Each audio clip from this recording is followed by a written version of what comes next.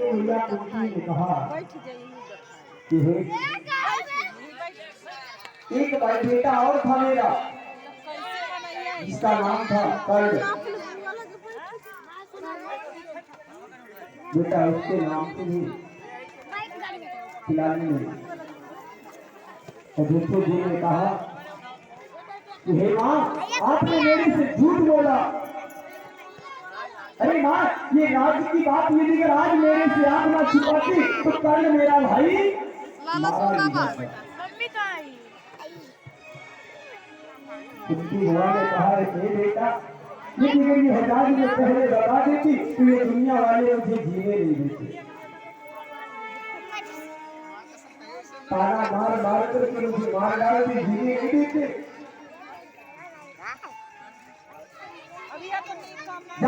मेरे साथ बेटा हूँ कि आज के बाद किसी स्त्री के हृदय में कोई बात छिप नहीं सकता। आज इसी कारण है कि भैया भोजन बचा सकती है लेकिन बात नहीं बचा सकती। बोलो सच्चिदानंद भगवान। आज सम्राट मारा गया द्वारिकाधीश महाराज पे लगा इतना बड़ा आक्रमण। अब द्वारिकाधीश जी के बाद ये तो बात पता चल गई। द्वारिकाधीश जी चल दिए समयंतर नामक मणि को खोजने के लिए आगे बढ़े। जंगल में देखे कि शेर भी पड़ा है बड़ा हुआ और शेर भी पड़ा है तो मणि ले कौन गया। टहलते टहलते जामवंत जी की गुफा के पास आए और गुफा में सीधा द्वारिकाधीश जी चले गए। उस समय जामवंत जी गुफा में नहीं थे, केवल जामवंती एक अकेली लड़की थी। और जैसे जामवंती ने देखा कि मेरी गुफा में पर पुरुष माता को क्रोध आया, अपने पिता को पुकारी, तुरंत जामवंत जी आ गए। जामवंत जी से और द्वारिकाधीश जी से 26 दिन तक निरंतर युद्ध हुआ। 27वें दिन जाकर के द्वारिकाधीश जी खींच करके तमाचा लगाए जामवंत जी को। जामवंत जी गिर गए। जामवंत जी समझ गए कि प्रभु मुझे हराने वाला कोई और नहीं होगा, आप मेरे वही प्रभु श्री राम हो। प्रभु श्री रामचंद्र जी अपने त्रेता युग के राम का दर्शन कराए। जामवंत जी चरणों में गिर गए, बोले प्रभु बताओ ये दास क्या सेवा करें। द्वारिकाधीश जी बोले महाराज मुझे तो वही मणि चाहिए, मणि मुझे दे दो। जामवंत जी हाथ जोड़े प्रभु मणि को मैंने अपनी पुत्री को दे दिया, अब वह मणि हम पुत्री ये जो कि कहा गया है जो धन एक बार बेटी को दे दिया जाए वह धन वापस नहीं लिया जाता है। क्योंकि विवाह पद्धत जब विवाह होता अपने यहाँ सनातन धर्म में तो देखते हैं कि सबसे पहले विवाह पद्धत में क्या होता है, दान पूजन। दान पूजन में अंग प्रोक्षण वस्त्र धोती कपड़ा सोना चांदी हीरा मोती श्रृंगार सब किया जाता है। तो ये वचन प्रतिज्ञा कराया जाता है और वह देने के लिए कौन आते हैं, अजी जेठ। कहते हैं कि ये प्रतिज्ञा करिए कि जो धन आप कन्या को दे रहे हैं यह धन कदाचित वापस नहीं देंगे और जब विवाह संपन्न होगा सप्तमी जिन माताओं का विवाह हुआ है वो माताओं को याद होगा कि सप्तमी जब होता है तो ब्राह्मण देवता कहते कन्या कहती है दूसरे वाक्य में कि हे स्वामी मैंने अनेकों व्रत नियम स्वाध्याय जब तब करके जब भगवान नारायण को प्रसन्न की तब जाकर के हमें आप मिले हो।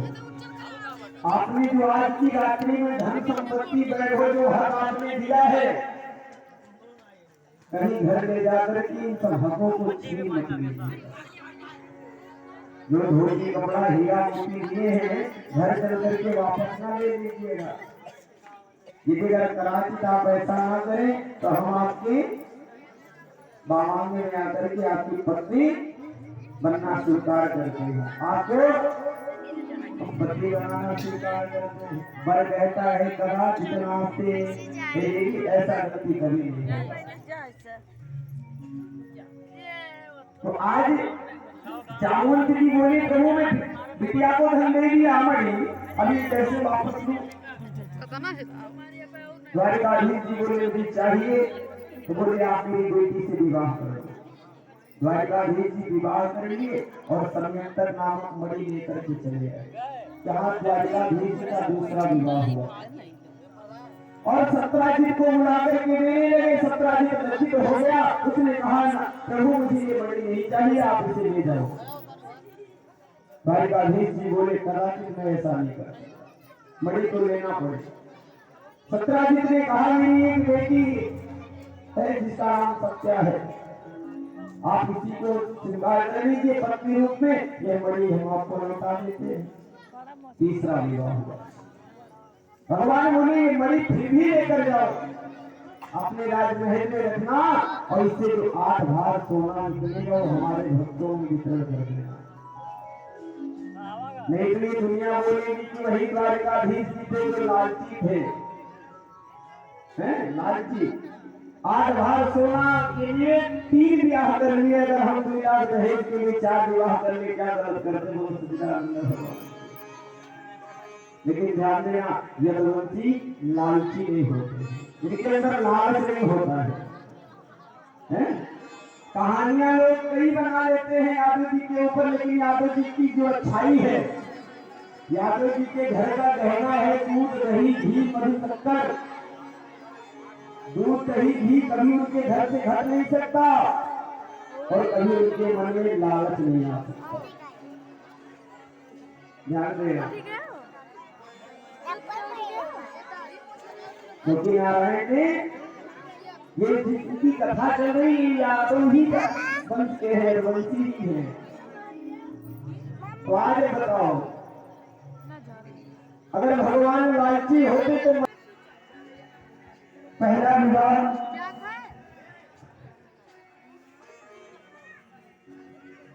रुक्मिणी देवी के साथ पहला विवाह हुआ, दूसरा विवाह जाम्बवती के साथ, तीसरा विवाह चौथा विवाह भद्रा के साथ, 5वां विवाह लक्ष्मणा के साथ और 6वां विवाह कालिंदी के साथ और 7वां विवाह मित्रविंदा के साथ।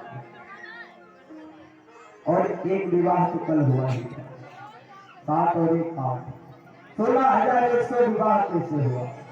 एक भौमासुर था, नरकासुर जिसका नाम था, वो नरकलोक का राजा था नरकासुर। नरकासुर जब भौम पे आया, पृथ्वी पे आया तो उसका नाम हो गया भौमासुर।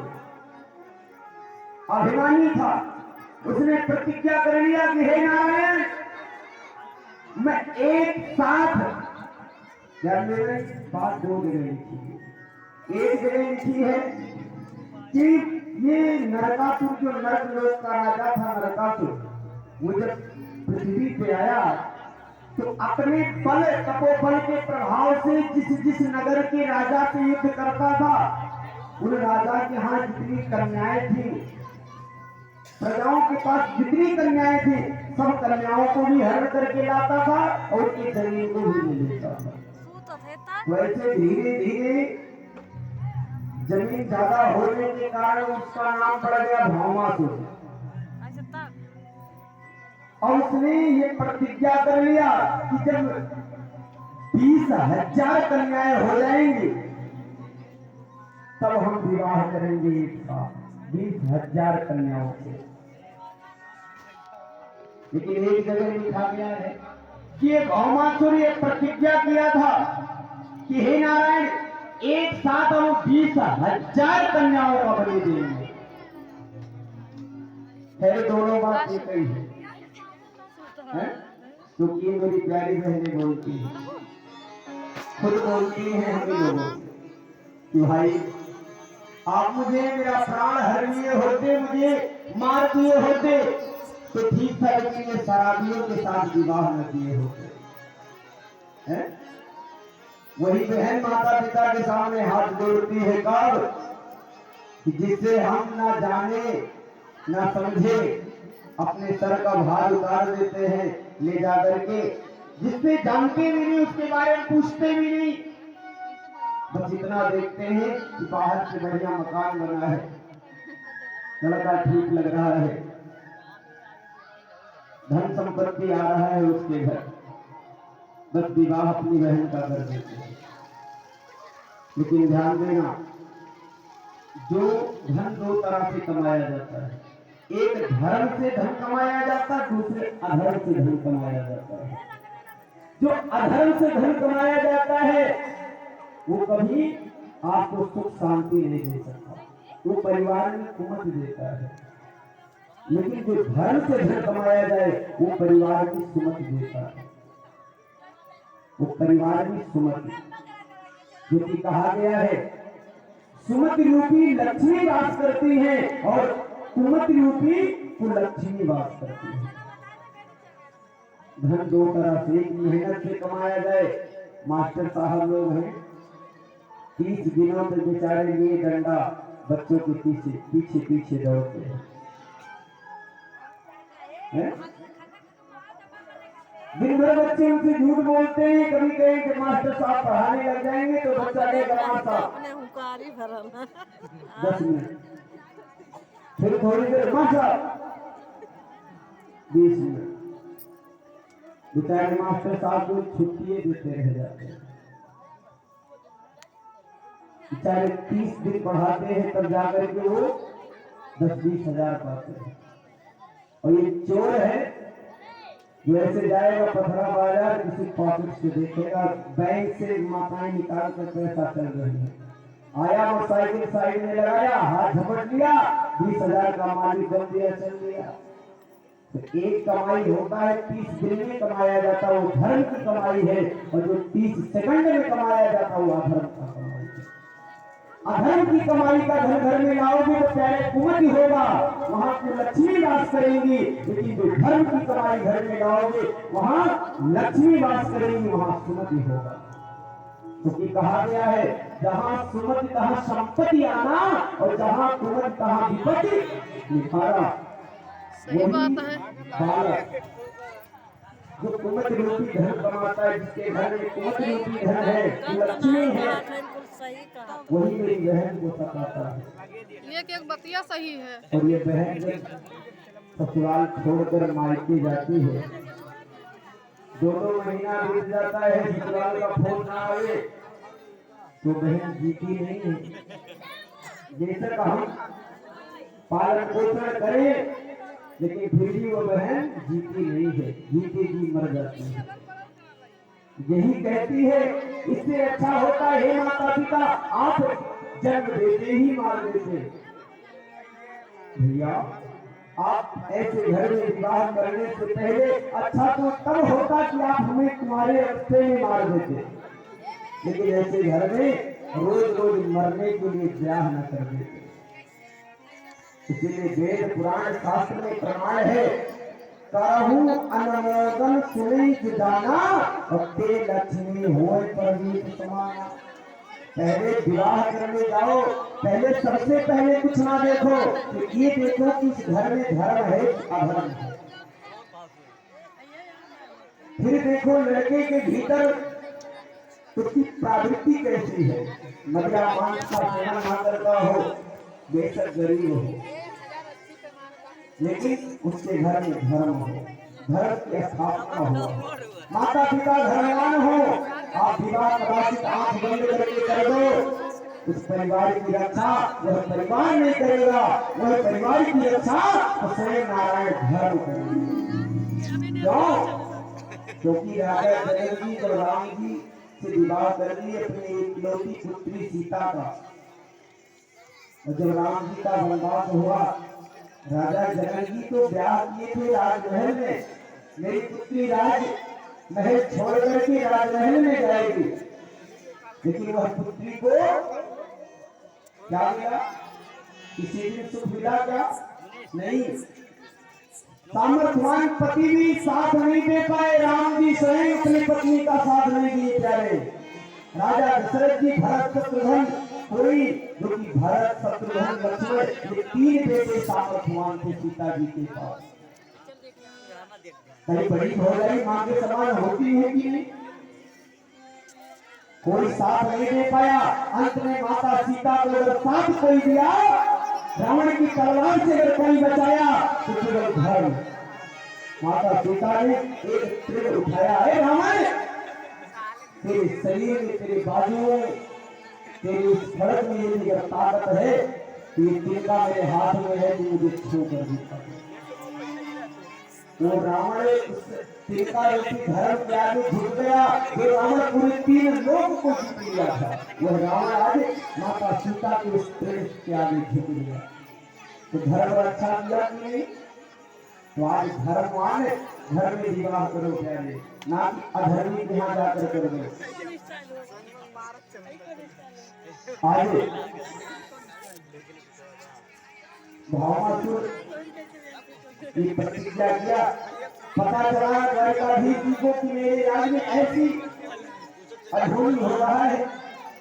आज स्वयं भावासुर की गुफा के पास द्वारकाधीश जी गए और वहां पंचचूड़ नामक एक दैत्य रहता था, जिसके पास 5 सिर था।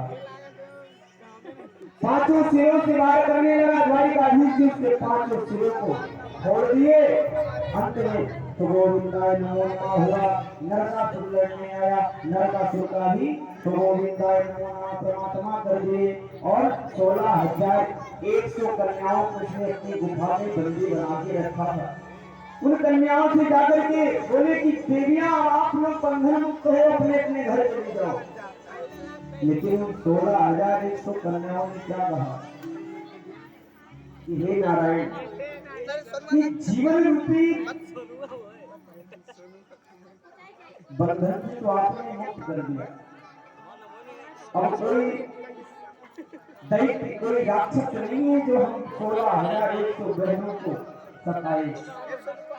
लेकिन हे नारायण, ये बंधन इस राक्षस से तो आपने बचा लिया, लेकिन जो मेरे घर में राक्षस, जो मेरे गांव में राक्षस है, जो हमको जीने नहीं देंगे, उनसे कौन रक्षा करेगा?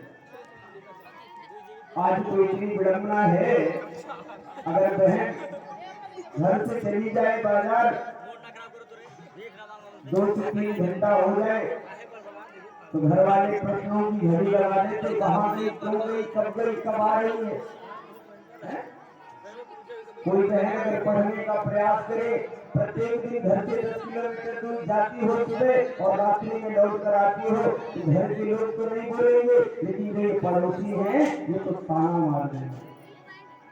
कहे हम फलाने नहीं हो कि अपनी बिटिया सवेरे भेज दी, कॉलेज करे और रात्रि लौट के आए। तो हे नारायण, यहाँ से तुम्हें बच गई, लेकिन जब मेरे माता पिता तो ये पड़ोसी मेरे ताना देंगे, तो उनकी ताना में सहन नहीं करूंगा। अंत में होगा कि हमें प्राण त्यागना पड़ेगा। इससे अच्छा है कि आपके हाथों से मर जाऊं। नारायण जी झुक गए, बोले देविया, मैं तो प्राण दंड नहीं दे सकता। फिर तो भगवान 16,108 कन्याओं से उसी गुफा में विवाह करेंगे। 16,100 कन्या ये और 8 कन्या, 7 कन्या जो इससे पहले सुनाए, कितने होंगे? 16,107 और 1 कन्या का विवाह हुआ था 7 और 1 8, तो 16,108।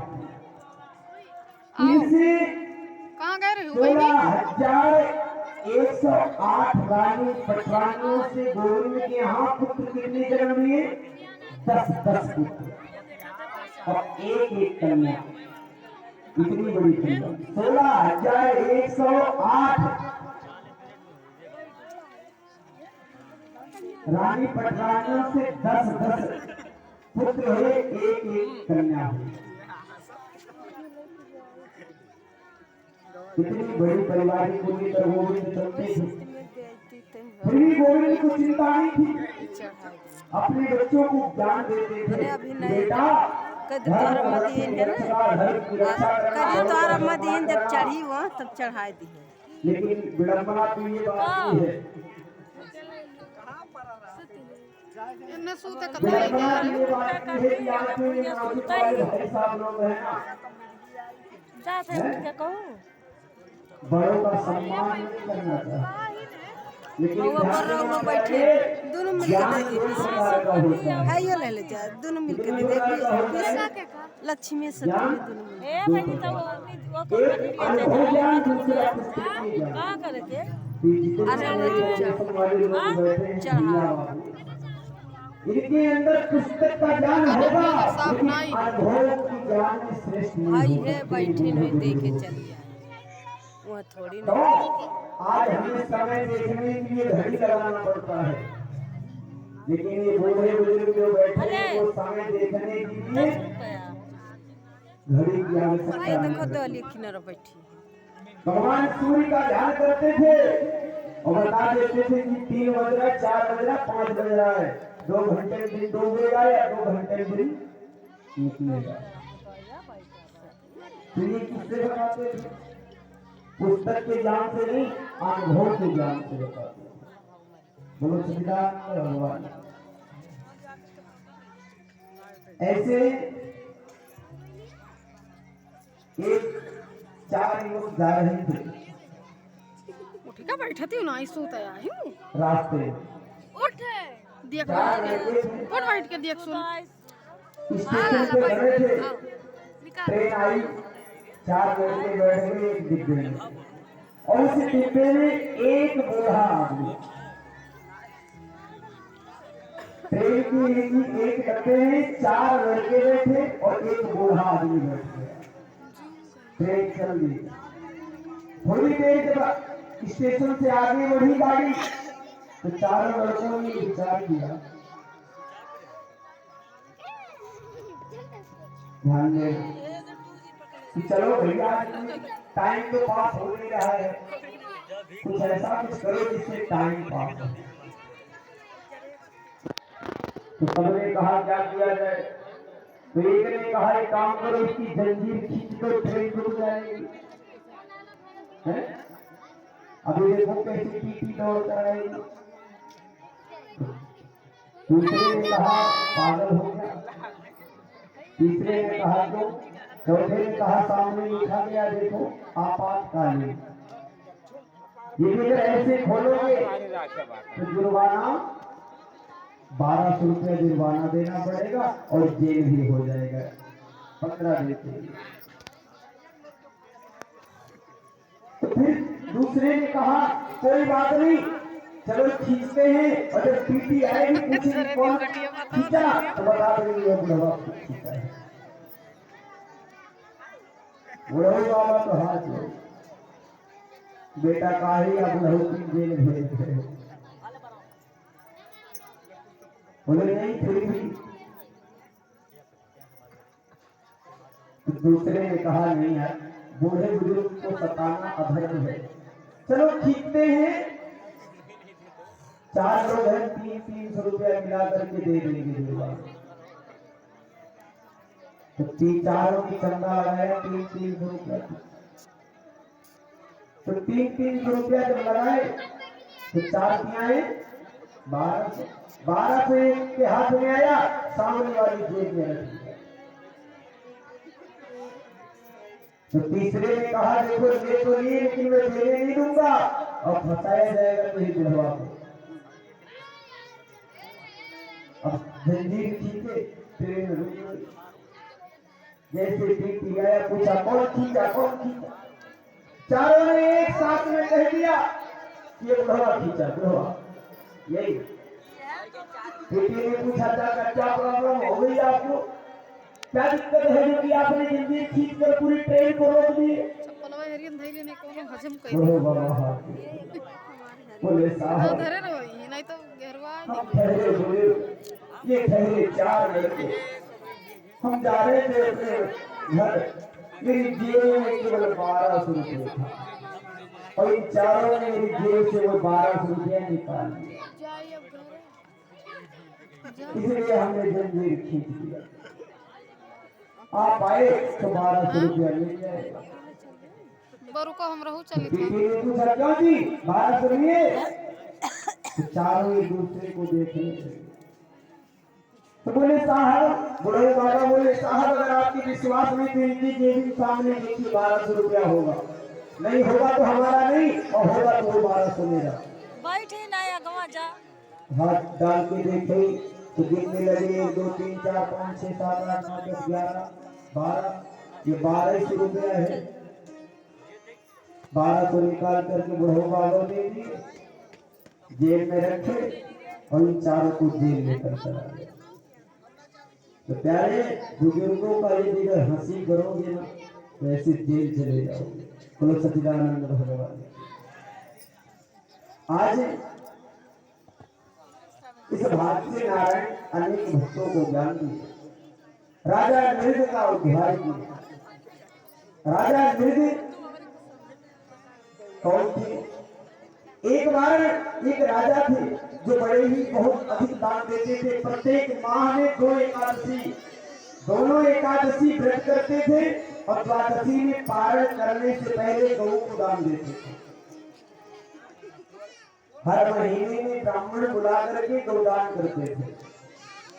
आज एकादशी व्रत की द्वादशी आया, द्वादशी में ब्राह्मण देवता को बुलाए, यही ब्राह्मण देवता मेरे घर पे भोजन करो और गौदान कराओ और गौ को लेकर जाओ।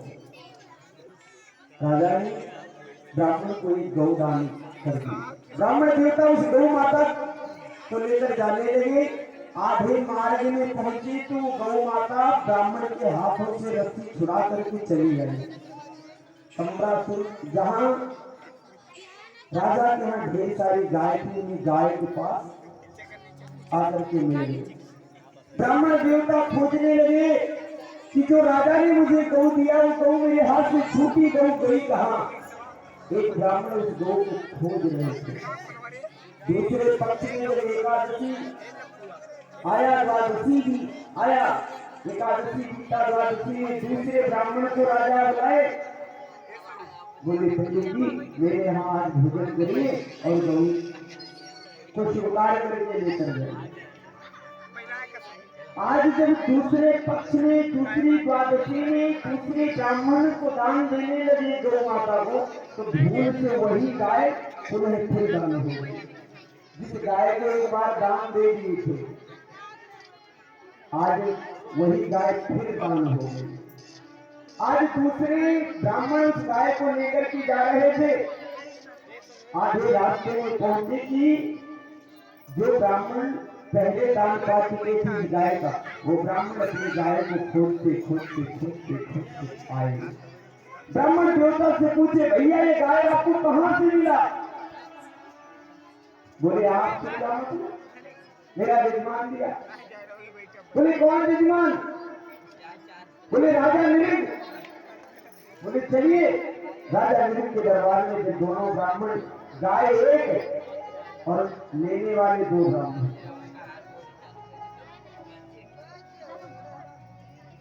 राजा मृग के सामने उपस्थित हुए।